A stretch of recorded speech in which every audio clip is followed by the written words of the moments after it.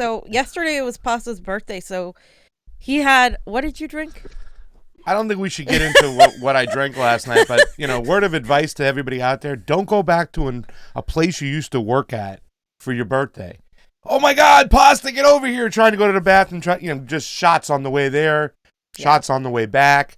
But we ended the night nicely, Jimmy. We actually watched your old Comedy Central special because being 48 years old yesterday, I was explaining who Bob Hope was. Yeah. And the significance of what you were doing and stuff, but the differences, because it seemed like when you did your Comedy Central special right after Iraq, a young Jimmy Dore, it was different type of comedy. Because growing up, Bob Hope was kind of revered as just an awesome guy who's entertaining the troops and whatnot, and the comedy was so different because it wasn't like poking at the bear of imperialism, where you were kind of like cryptically telling jokes and exposing imperialism, you know what I'm saying? And a lot of stuff you said in that Comedy Central special was so significant to today. Yeah, like crazy. What's going on today about when you said they're going to go and take away your freedoms before the terrorists do, and that's what they're going to do it. Yeah, that one. That just blew my mind.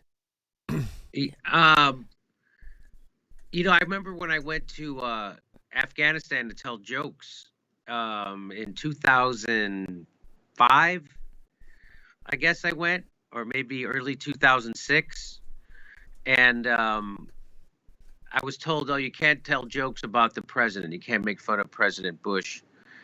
And of course, that's the first thing I did, And everybody laughed. I mean, in fact, I think I even put that joke in my special. You did. And everybody laughed because everybody hates their boss. So, I can't take credit for. I couldn't see how you could go on stage and talk about nothing in the middle of your country, killing 1 million people, and happening on television. I just didn't understand. And how people could. So so that's it. Just kind of informed my comedy, and I was surprised how well it got received. That special, that was my second Comedy Central special. It's called Citizen Jimmy. And that aired in 2008. I think August 1st was the release date on that. And, but I was very flattered that it was chosen Best of the Year by iTunes and Punchline Magazine. And when I told my dad that, you know what he said? He goes, what? I said, well, it was chosen Best of the Year by iTunes and Punchline Magazine. And he goes, never heard of him. That's something my dad would say. So yeah, that was all the way back in 2008. And then I did one more special for Hulu, I think in 2015. That was my last special. And then I just started doing my live shows on. So when I tour now, I just tape everything and I put them all up on YouTube. So it's kind of like I'm doing a live special all the time now. Because we drop, well, there's that one clip, the most famous live show clip was of Barry Weiss. And it's gotten over 5 million views. And it was when we just broke down Barry Weiss's interview with Joe Rogan when she was calling Tulsi a toady, and Joe Rogan says, "What does toady mean?" And she didn't even know what it meant. Yeah, they had to look it up. So anyway, that's I'm glad. I'm really happy for YouTube now because it's kind of like I get to do more than one special. I get to do a bunch of them all the time. Yeah. Do you think though, when you went to Afghanistan and you did those jokes, I mean, how much of an effect did that have on where you are today and stuff? Because really, I know you're a comedian and, you love to make people laugh. But what we talk about and what you started is war. I mean, today's show, we're going to obviously talk about, Afghanistan again. Yeah. And we're sitting here in 2021 on this freaking couch and we're still talking about Afghanistan. So I know that, you're a barrel of laughs. You like to tell jokes.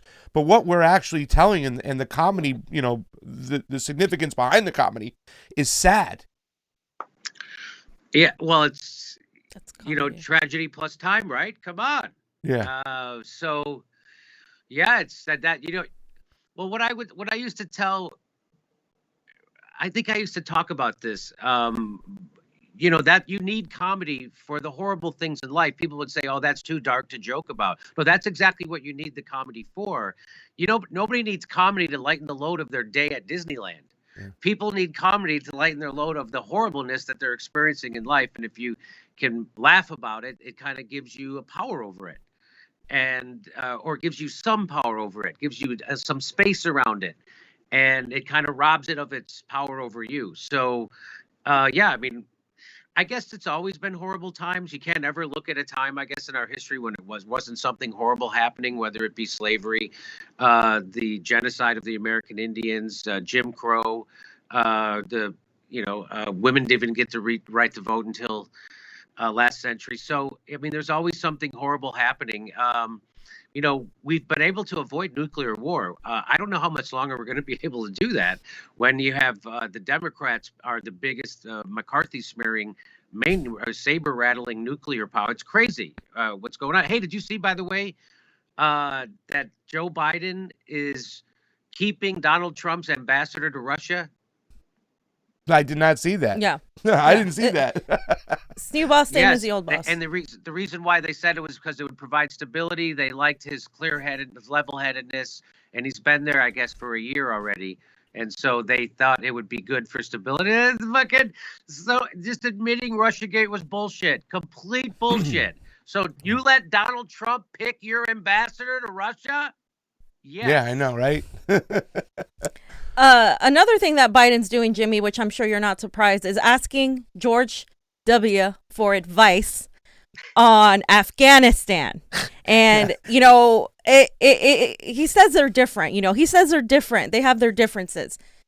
Do you really think what differences do you find between Bush and Biden? Because I have a hard time coming up with these differences. That's what Biden said. He says, I have my differences with Bush. Well, okay, the biggest difference is I don't think George Bush has had a facelift or hair plugs. I don't think George Bush is suffering from clinical dementia. Yeah. That's, I think, where the differences end. I think the rest are just similarities. They're both warmongers. They're both enemy of the worker. They're both tools of the corporation. They're both tools of Wall Street, big pharma. They both have horrible immigration records. By the way, Biden's immigration record way worse than Trump. Yeah. People don't want to talk about that, especially the executive producer of The Simpsons, Dana Gould. He remember that? He went nuts, freaked out, called me Tucker Carlson and blah, blah, blah on Twitter because I didn't care about immigrants in cages, even though I had to point out to him it was Barack Obama and Joe Biden that built those cages. And then, of course, Joe Biden and Barack Obama deported almost twice as many Hispanics as Donald Trump did. And what is going on right now with Joe Biden? Now they're not cages anymore. Now they're detention facility. I mean, it's the same shit. Yeah. And it's amazing to me what it just goes to, again, it just reveals how shitty the establishment always has been, right? It's a guy like Dana Gould, the executive producer of The Simpsons, which is supposed to be some kind of, I mean, I guess I guess they haven't been relevant for, I don't know, fucking 20 years anyway. So maybe it's because I'm running off of nostalgia for The Simpsons from when I was a kid, because that guy doesn't even understand fucking single payer. The executive producer of The Simpsons was coming at me on Twitter saying, hey, they tried Medicare for All in Vermont. It doesn't work. This is the guy who's writing the fucking, supposed to be The Simpsons, which is supposed to be making the commentary on our culture. The guy who's on the wrong side of the issue, taking a paycheck from Rupert Murdoch, and now you know why the fucking Simpsons suck and why I can outdo those people on fucking YouTube. I mean, they're wrong on the issues. How can you make, the thing about what made Bill Hicks and George Carlin and Lenny Bruce's comedy so great was that it was true. That's what gave it the extra oomph. Yeah. And when you're doing comedy that is just claptrap for the establishment, it's no longer has that oomph. Yeah. But we're allowed to do that on YouTube all the time. Mike McRae calls in, does those sketches that are world class. I can't believe how good Mike McRae is and how funny those things are. I thought I was going to be riding Mike McRae's coattails all the way for the rest of my life since he started doing those impressions on my show. But anyway, I don't know how I got started talking on that, but yeah, Joe Biden, exactly the same. Do we have a little video we wanted to play of Biden talking to Bush and talking about how different they are. Let's hear it. I spoke yesterday with President Bush to inform him of my decision. While he and I have had many disagreements over policy throughout the years, we're absolutely united in our respect and support for the valor, courage, and integrity of the women and men of the United States Armed Forces. Jesus fucking Christ. You guys said that. I'm immensely grateful for the bravery and backbone that they have shown through nearly 2 decades of combat deployments. We as a nation are forever indebted to them and to their families. We all know that less than 1% of Americans serve in our armed forces. The remaining 99% of them, we owe them. We owe them. Jesus Christ. All right, well, there you go. Yeah, Jimmy, I know you're more comfortable now that Biden has reached out an olive branch to your good friend George Bush, you know, and you know, this whole kind of like United States of amnesia. Biden trying to act like he was always against the surge and he never wanted to do that. We found a video of him in 2007 on the campaign trail talking about we need to surge troops to fucking Afghanistan. Yep. It's ridiculous.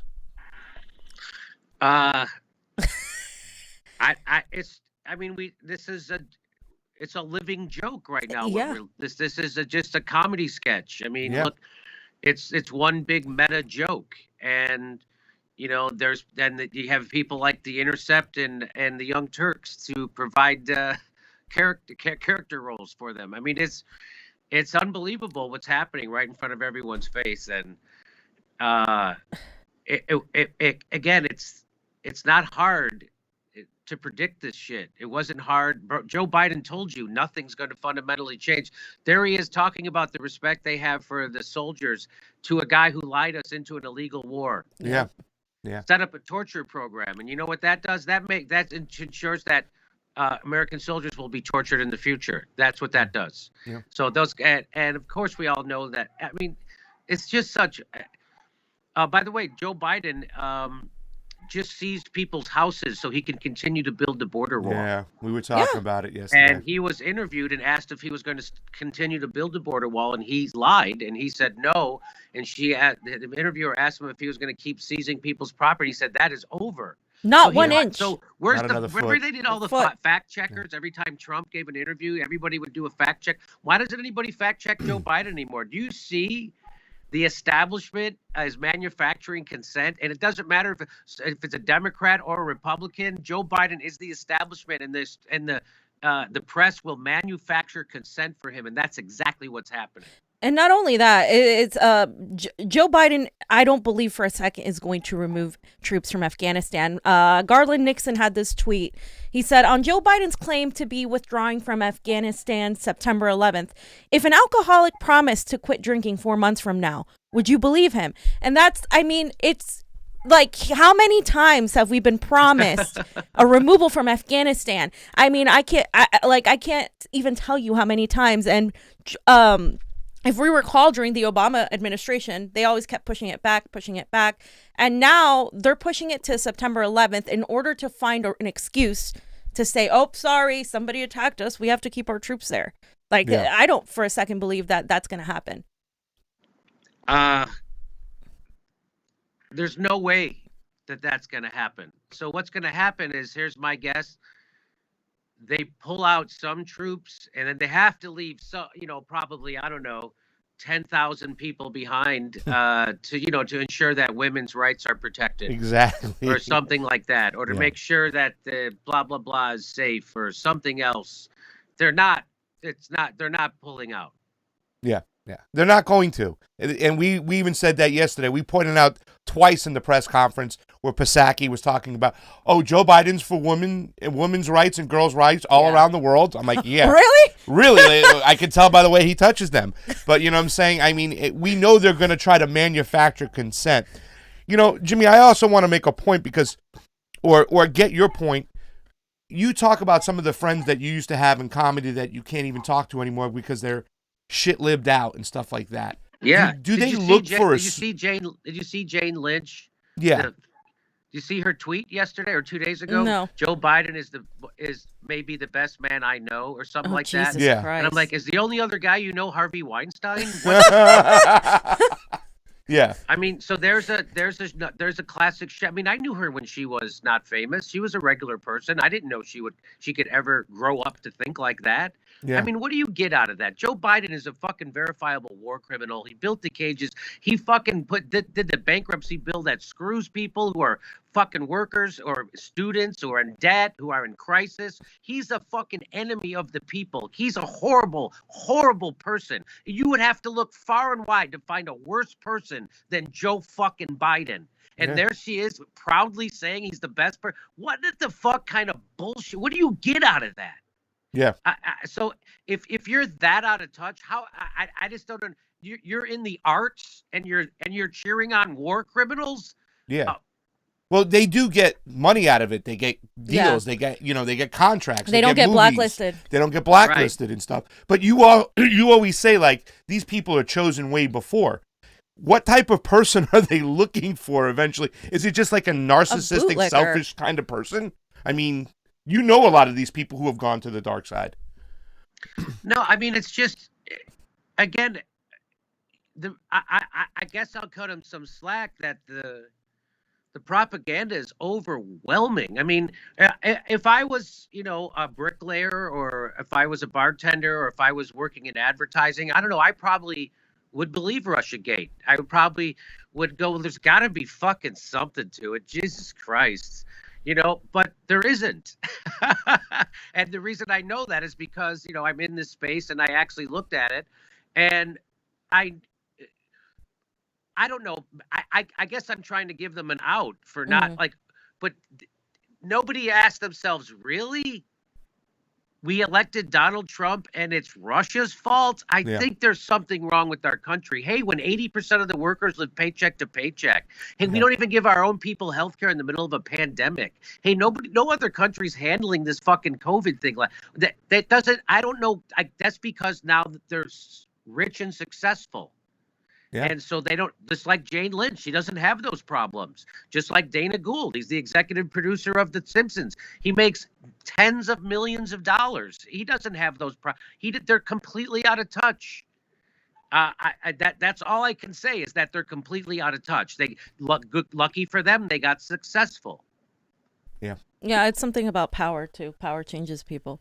And they can also tell themselves that they're good people because they hate Fox News and Tucker Carlson and Donald Trump. He's the bad guy, and Joe Biden and Chris Cuomo are the good guys, right? When it's not.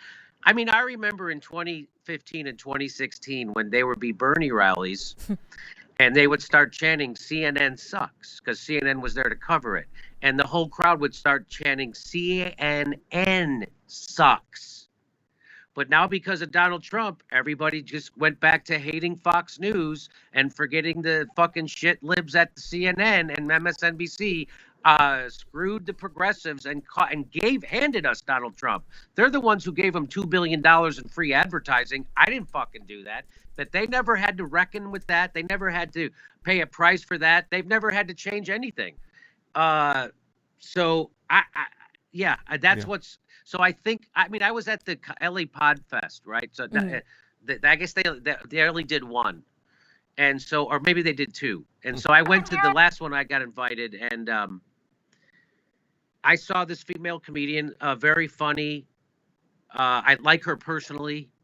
I hadn't seen her in months, or maybe even a year or two. And she said she got on stage and she started doing a routine about how I love to turn on Rachel Maddow. I don't care what it is, just tell me something bad about Trump. Like she was saying this comedically, like unironically, she didn't realize that was ridiculous. That I want my 5 minutes of hate, just like they did at Fox News when Barack Obama was president. Yeah. Hey, you get to hate this black guy who's giving your country over to the minorities, even though he wasn't. He was just a tool of Wall Street. Same thing with fucking Donald Trump. Yeah. Donald Trump is exactly like fucking Barack Obama in all the important ways. Yeah. And so she just wanted to go on, just get me. And I'm like, that's what I was up against. And I remember when I went up like 2 or 3 comics later they had a stand-up show at the end of the thing. And that's when I started, I started talking about Barack Obama, and I started talking about why is it when Donald Trump does it, it's horrible, but when Barack Obama did it, it was okay. You hear that Donald Trump is banning Muslims at the airports. You know why that is? That's because Barack Obama bombed them for 8 straight fucking years. Why do you think there are? Does Barack Obama have to literally bomb Muslims at an airport for you shit libs to give a shit? Yeah. Yes. So they could never make those connections, or they didn't, or they're just lazy thinking, or they're rich and they're out of touch. So I just got to think it's just a combination of all those things, that they're out of touch now, they're rich. They've got theirs. They don't need it, and the propaganda is overwhelming. I mean, I don't. It's amazing how they have to control the narrative, and now because they can't sell neoliberalism anymore, they have to use crude forms of things like censorship, which is why we're on Rokfin, right? Yeah.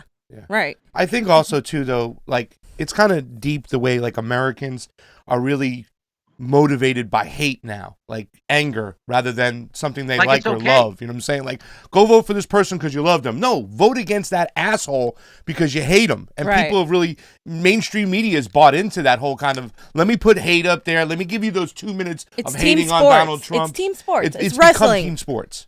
You know, that's exactly it really what has. It's gotten way worse, and Charles Barkley somehow figured it out, that they want to keep us divided, and that's exactly what this is. That's why when you saw I reached out to, I interviewed, I didn't give a show to, I interviewed a Boogaloo boy, Magnus, and everybody acted like I just joined the Klan. No, I interviewed a guy. I reached out to someone to help understand another American. I reached out to someone, a libertarian, by the way, who's pro-Black Lives Matter and who is pro-LGBTQ. And anti-cop and anti-Trump and anti-war. So, but that didn't matter, right? So, but because once people figure out that this is no longer a left-right issue, because it is no longer a left-right issue, Joe Biden's going to deny you the $15 minimum wage. So is Trump. Joe Biden's going to deny you Medicare for all. So is Trump. Joe Biden's going to ramp up the wars more than Trump. Joe Biden's going to deport Hispanics more than Trump. He's going to bomb countries more than Trump. It's not a left-right issue. This is a class issue. And as soon as the left and the right understand that, the workers in the left and the right, the establishment is fucked. And that's why they got to come with their establishment. That's why the Daily Beast did a hit job on me. Newsweek did a hit job on me. You got Ryan Grimm and The Intercept, the Young Turks. You get all the establishment motherfuckers coming at a YouTube host. Yeah, so why? Jimmy, Because he did the dangerous thing of making working class people realize that they have to organize along class lines, not along political lines, not along left-right lines. You know, I had this guy on my show from the World Socialist website right after I interviewed Magnus. He was saying, and I was saying, you mean, so that guy is also a victim of capitalism. That guy's also a victim of our war machine and of Wall Street. He doesn't even have a job right now, and he's a victim of COVID. What is your message for that guy? And he goes, I don't have a message for that guy. And that's when I knew that that guy from the World Socialist website was full of shit, that he's probably an infiltrator who's here to make sure we stay separated, because that's not how you organize. I'm in unions. I've been in unions. I worked for UPS. I was a Teamster. You know how you organize? You don't show up. I'll tell you how you don't organize. You don't show up on the union shop floor, and go, who here is a Boogaloo boy? You're out. Who here is a Proud Boy? You're out. Who here voted for Trump? You're out. Who here is a white supremacist? You're out. Who here is a libertarian? You're out. Who's left? Now we're going to organize. That's not how it fucking works. Yeah, I know. So, Jimmy, I just want to point that out because we also got accused after interviewing Magnus, and we then went and interviewed a Black Lives Matter group called Black Lives Matter 757, who had actually worked with the Boogaloo Boys, who knew Magnus, and they spoke on their behalf, and were like, oh, these are good people. They've defended us at protests. Like, they actually stand with us.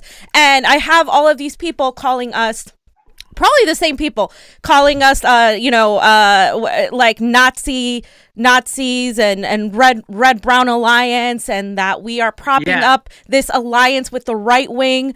Simultaneously, whenever we've covered protests, we get so much hate from the right, and we also get a lot of hate from these people that are terminally online, that all they do is clip up videos of you or us and try to paint us as some sort of sympathizers to white supremacy.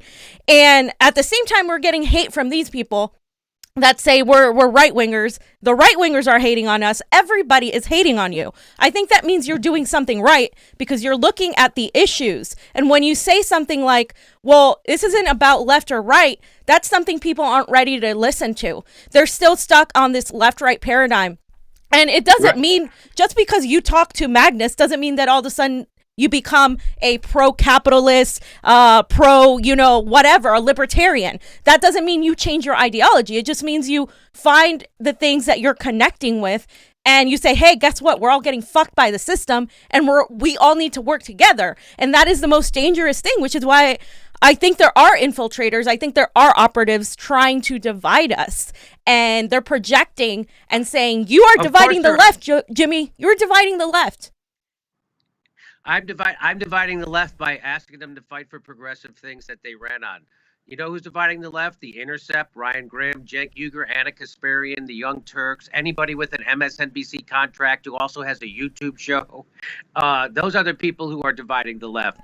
I'm shining a light on the left, and we're outing the people who are infiltrators, the people who are faux progressives, the people who are here to sheepdog you back into a pro-war Wall Street party. That's exactly what the Young Turks are there to do. Ryan Grimm at the Intercept is there to do. And I've made this proclamation, and I'll keep making it. I can outdo any of the reporters at the Intercept or the Young Turks. I can outdo any of their reporting when it comes to Russia or Syria or the gas attacks or the DNC the server. I can outdo. Where's their report? Where's their report on Russia gate? I would like to see it. It doesn't exist. Where's their report debunking the gas attacks or the CIA narrative in Syria? It doesn't exist. So I can hey, they won't even let you talk about Hunter Biden, a real story. Where's their fucking thing about being against censorship? Doesn't exist. They're pro-censorship. So it doesn't take much to outdo a place like the Intercept. And a guy like me can outdo it high, literally. I can outdo them literally high. When I put together the segments to debunk Russiagate, I'm fucking baked, and they're better than any story the Intercept ever did on Russiagate. Yeah. Well, a lot of people say that the left, the political left or the media left is doing a bad job. I'm like, I think they're doing a good job because they're doing exactly what they want to do. They're there to dupe a bunch of people. Even though we could do it better, the censorship comes into play. They don't boost our videos anymore. They shadow ban us. They demonetize us. They're really trying to kneecap us. Now we got another strike for whatever God knows what reason. They never tell you and stuff like that. That's the problem we have, because censorship affects every single issue out there. If they have the keys to the kingdom, they can slow us down while pushing themselves up. We have an uphill battle to climb because they're getting to a lot of, unfortunately, I hate to say this, a lot of stupid people out there, or just consumed people who have to work 2 jobs just to put fucking food on the table. Right, but a lot of the the progressive, the people that used to be Bernie supporters have been literally like cheering for censorship. They started doing it when it was Alex Jones. And we were like, no, don't do that because that's going to come back. And then they did it when it was Donald Trump. And then there's a lot of these people, like I think even Mike Figueredo from the Humanist Report, that they're now complaining. He's saying, hey, if YouTubers even speak out about war, denounce racism, or debunk conspiracies, we'll be demonetized. Smaller channels get strikes. Yet the same advertisers, YouTube links, We'll Drive Away, spend millions in advertising on Fox News, yet we're held to a higher standard than Fox. And, our friend Franco said, hey, then this is why you don't censor people, because what was Mike Figueredo doing? What were a lot of the left doing? They were advocating for big tech censorship. Yeah, that's what they Trump. were doing. He was cheering it on, Mike Figueredo. If you don't defend free speech for the people you hate, then what are you defending? Yeah. Like, and this is happening all over. They're cheering for the removal of people they disagree with. And eventually you're going to be somebody that they don't like, and it's going to come down on you. So yeah, no, that was the same people who were advocated for censoring Crowder because of that because of that bullshit fucking Carlos, whatever the fuck his name was, from Vox. He's trying to pretend like he's some kind of a fucking victim when he works for Vox, which is just got $200 million. Somehow he needs to demonetize and fucking censor other people because they said things that hurt his feelings. Hey, fuck off. You know what? What did Newsweek do a complete smear job on you? No. Well then, so why don't I would like to get Newsweek demonetized because they're fucking lying about me. I'd like to get the Daily Beast demonetized. I don't fucking run around screaming for censorship because I'm not a fucking pussy. Yeah. And using your sexuality to hide behind as you call for fucking censorship is gross and disgusting, and it is a complete betrayal of left ideology, and everybody fucking knows that. Those are called shit libs. Those are called cowards and fucking pussies. Yeah. Well, I mean, our Congress is littered with them. The fucking left. That's why there is no fucking left. They are right wingers. They're authoritarians. Yeah. They're pieces of fucking shit. And if you're on the left and you don't see through that stuff, that's why the left is in such sad shape. Because we got motherfuckers like them and the Young Turks, pro-censorship, pro-war, pro-fucking establishment, and they're sheepdogging people in the Democratic Party, and they're fucking worthless. Yeah. I agree. And I was just going to say, our Congress on the Democratic side, that's littered exactly with what them. they are. Littered that's with what fucking... the squad is. That's literally what the squad is. Yes. AOC's... And look, those are the same people that defend the squad. Isn't it the same people that defend, of course? Yeah.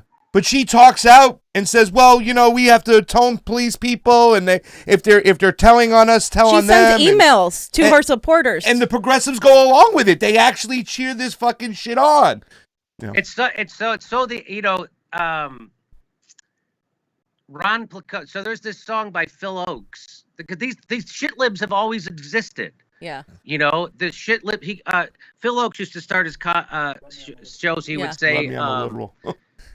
oh fuck, man. He would say that in America we have all different shades of liberals, something like that. Wait, what is? Anyway, you're not supposed to want to write down someone's name and hand them over to the cops. Yeah. That's not a lefty thing that you do. It's not. And so what AOC would never mobilize her followers to do anything. She wouldn't mobilize them to go protest for $15 minimum wage. She wouldn't mobilize them to go protest for Medicare for all. She wouldn't mobilize them to protest for student debt relief. She wouldn't mobilize them to protest for public option. What she did do was she did send out an email to all of her followers asking them to be a snitch on social media. And if you see something mean that someone wrote about her, to go snitch to Twitter and Facebook and Instagram and tell on them. And so we could get them banned. Yeah. You know what that sounds like? That sounds like Liz Cheney. Yeah. That doesn't sound like somebody who's supposed to be a fucking socialist. Yeah. That sounds like the opposite. That sounds like a right-wing maniac. That sounds like something way worse than Magnus would ever fucking want someone to do. Yeah. And the day after she wrote that email, 5 channels, Graham Elwood, us, Niko House, Frank Analysis, they all came down.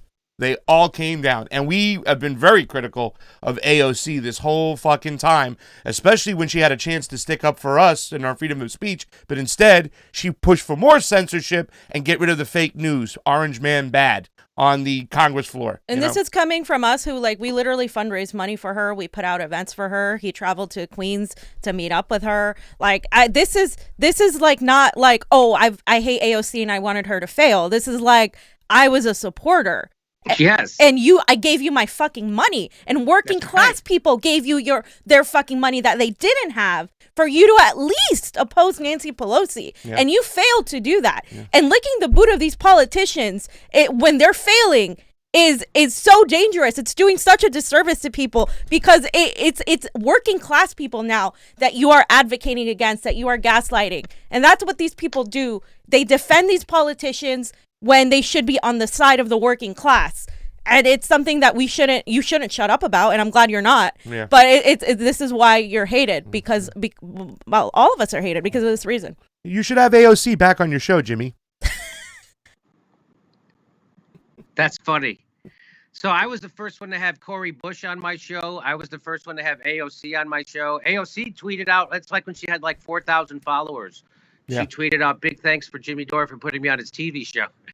Yeah. And yeah, so it's just whenever you go against the establishment for real, like I am, you're going to get the whole Democratic establishment to shit on you. And that's exactly what happens. And they're trying to discredit me because they, just like with Glenn Greenwald, they can't argue with his facts. They can't argue with his theories or his principles, so they have to smear him, you know? So they have to say, oh, just like when we were standing up for the principle of free speech, shit libs who have YouTube shows were saying that we were defending white supremacists. Right. Yeah. And we're defending Alex Jones. No, we're defending a principle, and you fucking know that, which makes you just as horrible as anybody on the right. Because you're going to argue in bad faith for censorship. You're no lefty. You're a piece of shit fucking right winger. Go fuck yourself. Yeah. And we all know who did that. You know, you did this in your live show in Manhattan Beach. I think we talked about this. You did this almost 2 years ago. You did this show. You were ahead of the curve there because you saw it coming, and you were so passionate about it. And really, to tell you the truth, it's like, man, what you talked about, what could happen back then 2 years ago, happening today, it's just crazy. And like we say, it's being cheered on. It's Jimmy. Well, that's the scary. I don't know. You could go back on my Twitter thread. Anna Kasparian got censored. That show she does for Jacobin that no one watches, that got censored on Facebook. I mean, not no. Yeah, one, no, she did. She did. Like 1,000 people sometimes watch it. Anyway, so that shit show she does for Jacobin that no one fucking watches, they got censored when they tried to post it on Facebook because they mentioned Venezuela or something, and they were tweeting about how horrible this was, right? And I was just like, she's the one who's fucking asked for this shit. She's the one who wanted Mark Zuckerberg to be able to fucking do this at his whim because of Alex Jones. She's like, oh, you have to defend Alex. Of course we're defending. That's a journalist who doesn't understand the difference between defending freedom of speech and the First Amendment and defending a horrible person. She's doing the exact thing that any dummy in the world does. Exactly. And I just want to ask you a question, Jimmy, and I want us to watch this little clip that this young woman posted. Can we vote our way out of this? Because I don't believe we can. Let's listen to what she said. People are worried about. So I know a lot of people are worried about the state of the world and what's going on and impending fascism. And I just want you guys to know that you shouldn't worry about these things because at the end of the day, soon it'll be 2024. And we'll be able to vote our way to straight the fuck out of fascism. We're going to vote, motherfuckers. All right? Don't worry. Keep praising politicians. Keep worshiping politicians. We're going to vote. Shit's going to be gravy, nigga. Y'all be stressing over nothing. AOC is going to save us. What y'all worried for? All hell AOC. This is she was mocking the way some of these people act, right? Like think that we're just gonna, if we elect more AOCs, more squad members, everything will be fine. They're gonna save us. Can we vote our way out of this, Jimmy? It doesn't seem like we can vote our way out of this because right now the people we voted for and we worked for and we donated to have all the power in the world. Right now it's down to like 4 votes. Not even 7, like 4 votes. And so that means it would just take 4 progressives to pull a Joe Manchin and get us $15 minimum wage, a public option. Okay, don't get us Medicare for all. Get us a public option because Joe Biden ran on that. So get us student debt relief, $15 minimum wage, and a public option. And we'll say that there's something to electoral politics. We'll say there's something, but they won't do it. They won't say why they won't do it. guys like Cenk Uygur go on his show and literally start crying, twisting themselves into a pretzel, begging them to give them a reason why they're making him look like such a fucking putz, and they won't give him a reason. A guy who went to the mat lying for them, discrediting activists, forced the vote. Cenk Uygur discredited lefty activists, discredited forced the vote, discredited people trying to hold politicians accountable. He discredited them, and he ran interference for politicians, and now he's crying, begging those same politicians he was protecting to please stop making him look like a fucking moron, and they won't. And he won't ever stop looking like a fucking moron, because he is. He's doing that back to that old school, just his face out there, just in like the studio. He's trying to, you can see how much they're struggling. He's trying to get something back. They're throwing darts blindfolded right now at this point. It's sad what TYT has become. It really has. One day he'll scream that he's really proud of Chuck Schumer oh my God, Chuck Schumer said he's going to push the $15 minimum wage next session. I really believe him. And then 2 days later, he'd be like, what the fuck? Why don't you guys ever do anything? It's like he has no idea what's happening in politics. He doesn't see a trend. He doesn't understand how things work. He's just another shit lib taking corporate money, trying to sheep herd fucking progressives back into a pro-war, pro-Wall Street party. And we ain't falling for it anymore. Yep.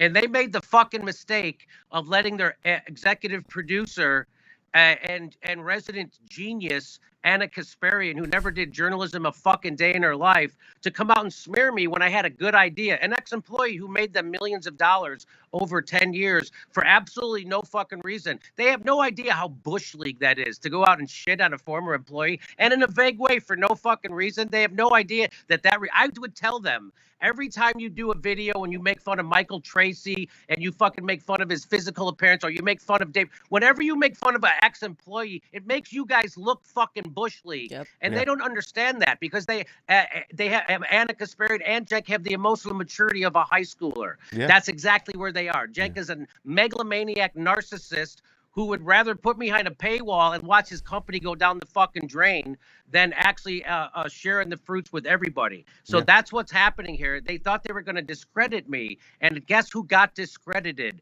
Whoopsie daisy, the Young Turks. Again, the worst at crisis counts. They're worse at handling a crisis ever. You remember how they handled Alex Jones coming onto their live stage? They handled it by Cenk Uygur trying to fight him with a fist fight on fucking camera like a moron.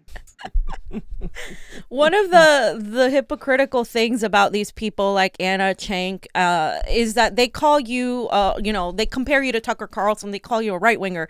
But let's remind everybody that the United States has actually backed neo-Nazis. This is Vanessa Beeley. She said, I am so sick of you people. Wow, right-wing Nazi shit.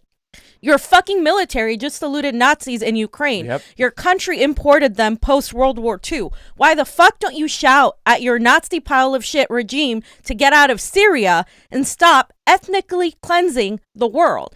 And that is true. These people, they fucking call everybody that disagrees with them a right-winger, a Nazi. Simultaneously, they never talk about the war crimes. They never talk about how Biden and Burisma, that was completely taken off the internet because we couldn't talk about Hunter Biden and the money and the ties to arming and backing neo-Nazis in Ukraine. Like, you could never talk about these things. And AOC hasn't said a single word about Syria yet. Nope.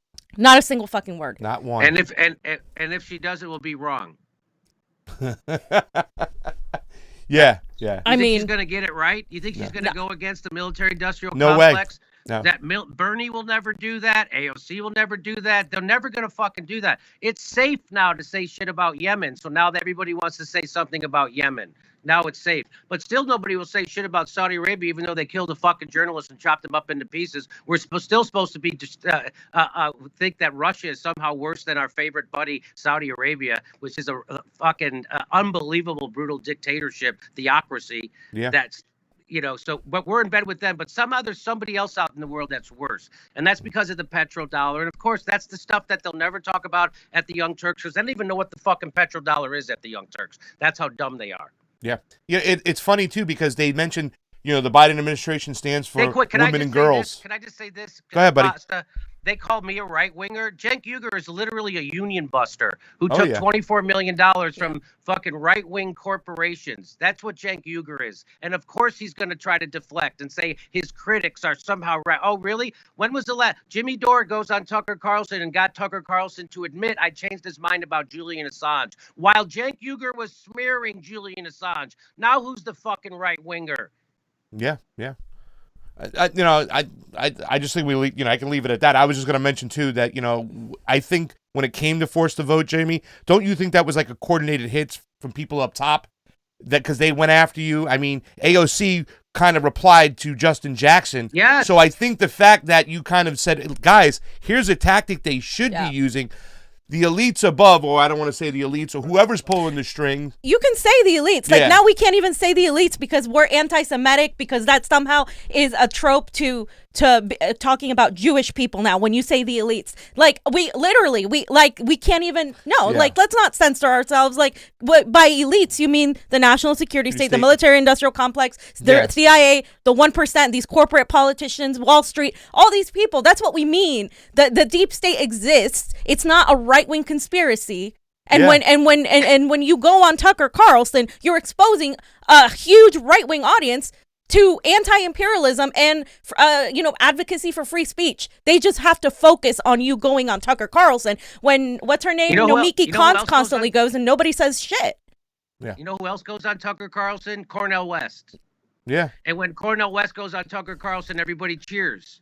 But when I go on Tucker Carlson and I change everybody's mind about Julian Assange, that goes against their narrative. They're supposed to not like Julian Assange, so that's shitty. So somehow that I'm not doing So again, I'm to the left of them. And whenever you're to the left of them, they have to smear you. They smear you as a white supremacist, or they smear you as the horseshoe theory. No, you guys are fucked up. And I'm calling it out. And I'm a pothead comedian, and I'm doing this way better than you are. Yeah. But they are signaling, like I said, the people who came after you, like, so TYT and all these other people, AOC got it into it with Justin Jackson. They are smearing you in a way, and they're smearing us in a way. And the whole mentality is there are people out there on the left, or neo-progressives, that think it's not okay to provide a platform for any right-winger to speak or to make or to agree go on one. or go on one or to agree with a right-winger. You can't agree with them on anything. On any way, shape, or form. And they're using that tool and tactic to keep us fighting. So when I'm reminded of a story of Bob Dylan, I really like Bob Dylan, his music. When he went from acoustic to electric, that was a big deal. And people would buy tickets to show up just to boo him. Did you know that? No. Yeah. So when people felt like he was betraying them, that movement, the acoustic, right. the counterculture. You're gonna go electric, and so he went electric, and they were going out to play one night, and his band says to him, "Hey, what are we supposed to do if they start booing?" And he said, "Play louder." Wow. And that's how I look at those shit libs on the left who don't understand that it's not a left-right issue anymore. It's a class issue. It's top down. It's us against the 1%. And if you think the right-wingers are still your fucking enemy, you're a moron. Because the right-wingers are getting screwed over by COVID too. The right-wingers don't have Medicare either. The right-wingers are in a mountain of fucking student debt also. The right-wingers want to stop those fucking wars also. So you're a fucking dumb shit lib if you still fall for the idea that Nancy Pelosi and Joe Biden are your fucking friend. They're your enemy just as much as fucking Mitch McConnell and Wall Street are, because they are Wall Street. They are the military industrial complex. They are Aetna. They are Blue Cross. They are the ones fucking you. So until those shit libs on the left wake up and realize that we have to start a dialogue with the right, with the people of the same class, and get rid of the left-right labels, that all I'm going to tell is as long as those people on the left don't understand that, just play louder. Yeah. Yeah. How much time you got, Jimmy? I have to go, actually, because I have a guy coming over to my house for a thing. Okay, yeah, no problem. Thank you for coming on and having this discussion with us. We support what you're doing. We get the same attacks by the same people. Ben Dixon recently went on a blocking spree. And Hey, the Young Turks will fucking talk about platforming someone. They platformed someone who called Bernie Sanders' former press secretary an Yep. Uncle Tom. Yep. Yeah. They gave a show to Josh Fox, who's not even allowed at the WBAI studios in New York anymore because of sexual harassment. He is barred from WBAI. He got caught taking money from and stealing money from indigenous people, and then he got caught being in bed with the fucking corporations he claims to oppose. And then Josh Fox tried to censor Michael Moore. He's for censorship. Yeah. And of course, the fucking Young Turks give him a platform. That's who that it's all distraction. You're platforming Josh Fox and a guy who called fucking Bernie Sanders press secretary and Uncle Tom, but you got a problem with fucking Tucker Carlson? You're such a bullshitter. And stop pretending that CNN is worse than Fox News. Yeah. Well, Jimmy, I just have one last question and you can get out of here. Did some of those people who eventually were booing Bob Dylan for the electric guitar, did they eventually come back to him and start listening to him? Of course. Of course. Bob Dylan went on to become an even bigger star. He went on to reach even more people. He went on to become even more relevant. Yeah. So that's what we're doing. And that's what bothers them, Convo, is that, guys, so that's why they fucking hate Joe Rogan. They didn't hate Joe Rogan because he said he was going to vote for Trump. They hated Joe Rogan because he said he was going to vote for Bernie Sanders. They hated Joe Rogan because he liked Tulsi Gabbard. They didn't hate Joe Rogan because he liked a right-winger. Joe Rogan got to the left of the Democratic Party, and they had to find every which way they could to fucking smear him, just like they do to you, just like they do to me. Anybody who gets to the left of the Democratic Party gets smeared. And if you're pro-censorship, you're not going to get smeared by them. You are them. You are the Young Turks. You are the establishment. You are the right wing. You're fucking corporate. If you're a dupe, you're a YouTuber, you fucking pro-censorship, and you're not even getting anything for it, like the Young Turks. At least they got $24 million fucking dollars for it. Tip of the hat. Yeah. Well, fuck censorship, Fuck Jimmy. censorship, Jimmy. That's all we got to And say. by the way, there's also another game being played. So when a piece of shit calls Bernie Sanders, former press secretary, and Uncle Tom, and then the next tweet is, "Hey, bring me on your show to talk about it." You know what that is, right? So that's that what they do, and the guys with the MSNBC contracts do that. They attack you in bad faith. They lie about you, knowing you know it's a lie and you could easily refute it. So then they want you to come on their show and refute it to up their rating. No one watches those fucking shows. Yeah. My shows outdo all their shows by 10 times. Right? Just like when Ryan Grimm writes an article or says 10 times more people are going to see my video about it. They're going to read that fucking Intercept or watch the video someone else makes about me. So what they do is they do it to Ryan Knight, too. They'll come out and they'll just kind of slander him on Twitter and they'll say, come on the show and debate. So that's all they got. Yeah. Because the rest of the time they're defending the Democratic Party and the establishment, and they have to try to punch left at people like Ryan Knight or me, and then try to get us on their show for ratings. Yeah. And that's called grifting. Yeah. They're the grifters. It's a piss poor tactic. Somebody who takes $24 million from right wingers and Jeffrey Katzenberg can call anybody else a grifter. Somebody with an MSNBC contract can call anybody else a grifter. That's funny. Yeah. Piss poor tactics. Well, thank you for being angry, Jimmy. We appreciate it here. We appreciate the anger 100%. We got to look past the left-right paradigm. We have to stop dealing with that. It's top down, us versus them. Thank you for coming on and you know what? Discussing. You guys are on the ground actually covering shit. The Young Turks will never fucking actually. They're not journalists. They have the money. Shit libs who sit at home and fucking talking to a computer without a microphone. That's who they fucking are. They don't even have quality fucking audio anymore. I can't, honest to God. I haven't watched them in forever. So that alone. Yeah. And a boring set. Hey, we look for them at all the events. We're looking for. They're in LA. Is TYT in the house? We're looking for them. We can't find them and stuff. So, but they're never anywhere ever. Jimmy, thanks for coming on the show. I'm gonna recommend that everybody out there go watch Jimmy's old stand-up special, the Comedy Central special. It was years ago, but it's so relevant to what's going on today. Thank you, Jimmy Dore, for coming on and sharing your thoughts. My pleasure. See you guys. Bye, guys. Bye.